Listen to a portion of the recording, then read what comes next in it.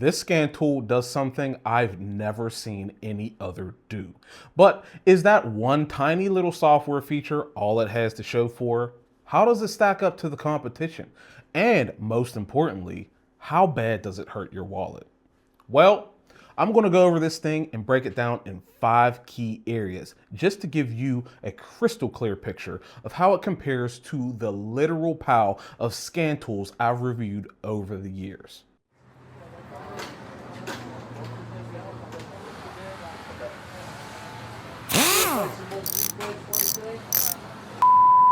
For starters, this is the Foxwell NT809BT. And right out of the gate, what's weird about this one is Foxwell didn't actually send this one.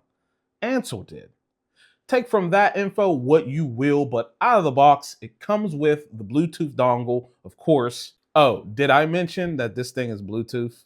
Yeah, that's what the BT stands for. A manual, and of course, a cable, which can be used to either charge the tablet or connect the dongle to the tablet for updates. And as an aside, this is something that'll have more of an effect on its hardware score than its what's in the box score, but it's something I feel I should answer right now because the burning question in my mind would be, can you use the included cable to make a wired connection to the dongle? And I'm here to tell you the answer to that question is yes, you can use that cable to make this scan tool a wired scan tool if you would like, and it would serve the purpose of making this a lot faster than the Bluetooth connection. Notably though, missing here is a charging brick. They're going the way of a lot of the phones these days.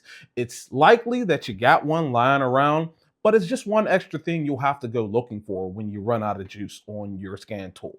We're going to give it a C for what's in the box. It comes with a decent set of things, the basics, but a lot of other scan tools come with more. Hardware-wise, it's a tablet. It's got a 7-inch touchscreen display, a rear-mounted kickstand, and even though this dongle is completely plastic, it's got a built-in light to help guide the way underneath some dashes. The build quality certainly seems to be passable enough, and at first glance, it appears to be quite rugged, but here's the problem. Once you actually pick this thing up, you're immediately greeted with, you hear that?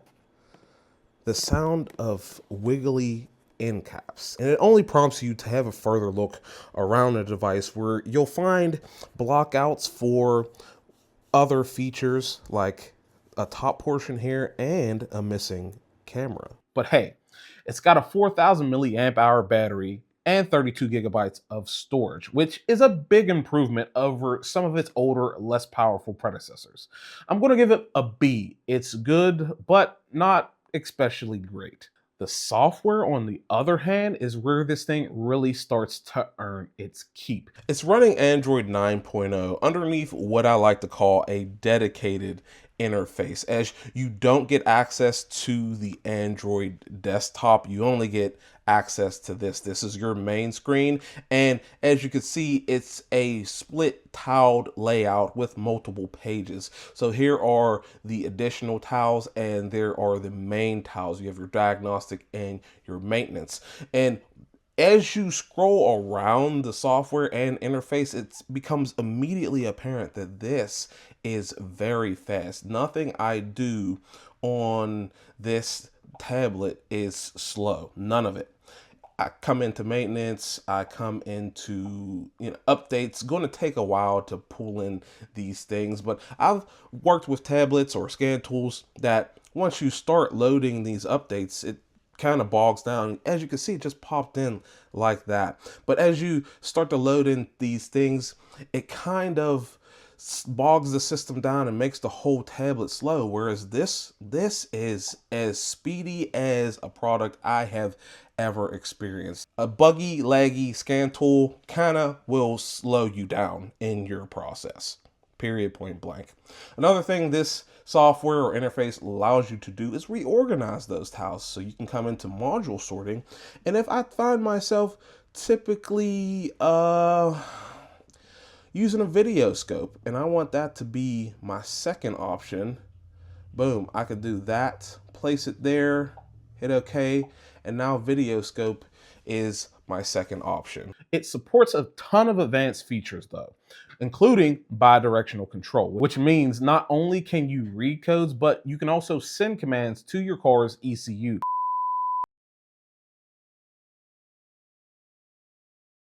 to test components like fuel injectors, windows, and even the radiator fan. It also has over 30 service and reset functions, from oil resets to ABS bleeding to DPF regeneration and injector coding. It's all there. The interface is also pretty intuitive. It's got Auto-VIN, it automatically pulls your vehicle's information, something a lot of other scan tools fail on.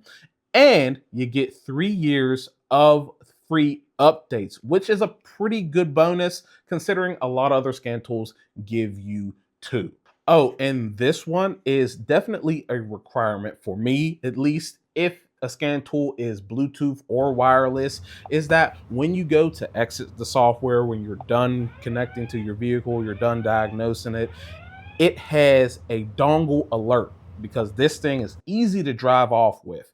And it's just nice that this thing tells you, hey, don't be stupid, go grab your dongle. So for that, I'm going to give the software on this thing an A, and that's going to be a little controversial for myself. To be clear, it would have been a B, but the 3 years of updates, the Auto-VIN just jumping you right into it, and the FCA capabilities, just, it has to be an A. An A it is. An A minus, but nevertheless, an A.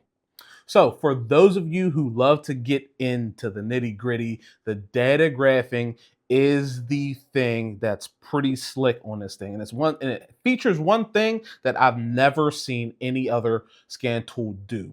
You can graph up to 4 parameters at once with the ability to change parameters on the fly with simple drop-down boxes. You can also view the data as a text list, but it's the ability to just in real time change the parameter you're looking at while already looking at the graph is a game changer. I love this feature. I think a lot of other scan tools should look at doing it, maybe doing it similar to this way. But for example, if you're looking at, say, 3 sets of parameter or 3 data pieces, you can literally touch the drop down box and pop in one of the other ones. A lot of other scan tools make you go back a step, select the ones you now want to monitor, and then jump back to the graph. So this is a standout feature, and it's the thing that I've never seen any other scan tool do,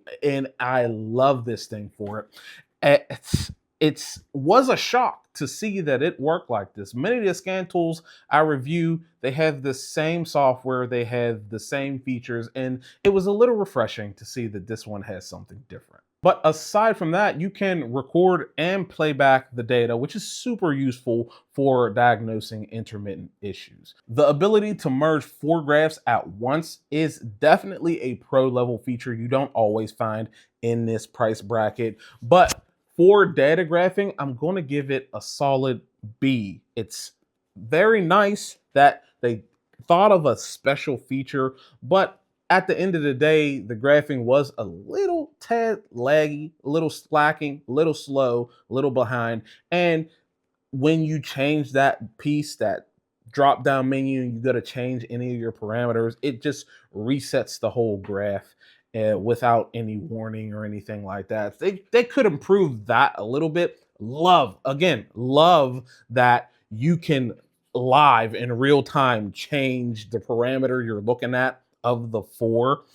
Another notch off that grade would be that it doesn't have the ability to do more than 4, but this is why it has the B that I gave it. Let's talk about price. The Foxwell NT809BT typically sells for around $400 or $500. However, with various promotions, sometimes you can get it to the $300 mark. For the features you're getting, bi-directional control, all system diagnostics, over 30 reset functions, and the 3 years of free updates, this is a pretty compelling scan tool and pretty compelling price point. When you compare it to other tools in the same price range, this one offers a lot of bang for your buck. I'm gonna give it a B+. That sits right with me. It's a great value, especially when you can find it on sale. But overall, this thing is pretty impressive. It's got some minor hardware issues, but the software features more than make up for it, especially if you're a DIY enthusiast. This is definitely a budget-friendly option that you should probably consider. But that's it. That's all I have for you. What do you think about the Foxwell NT809BT? Are you looking at it yourself? Does it have more features than your scan tool at home? Would you consider picking up something completely different? Let me know in the comments down below. And I want to say thank you guys for watching. I really do appreciate it. And I'll see you in the next one. Me and the Foxwell are out of here.